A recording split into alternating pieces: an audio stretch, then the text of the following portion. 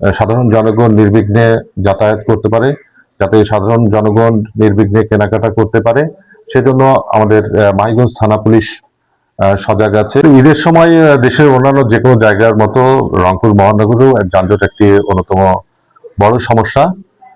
মানিকগঞ্জ থানার এলাকার মধ্যে আমাদের এখানে সাতমাথা মোড় এবং মানিকগঞ্জ বাজার এলাকা, এই দুটো জায়গায় মূলত হচ্ছে যানজট লক্ষ্যমান হয়।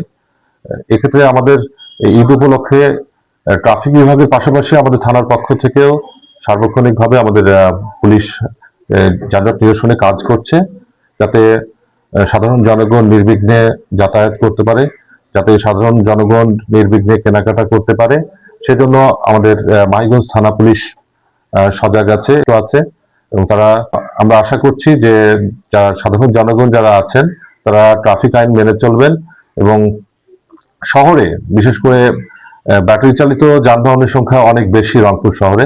এই ব্যাটারি চালিত যানবাহন নিয়ন্ত্রণেও সংশ্লিষ্ট সংস্থাগুলোকে আসলে আরো বেশি তৎপর হওয়া প্রয়োজন বলে আমি মনে করছি। সার্বক্ষণিকভাবে আইন শৃঙ্খলা পরিস্থিতি, মানিকগঞ্জ থানার আইন শৃঙ্খলা পরিস্থিতি অনেক ভালো আছে এবং আমরা ছিনতাই, রাহাজানি বা এই ধরনের কোনো সম্পত্তি সংক্রান্ত অপরাধের ক্ষেত্রে আমরা জিরো টলারেন্স এবং আমরা অভিযান নিয়মিত পরিচালনা করছি এবং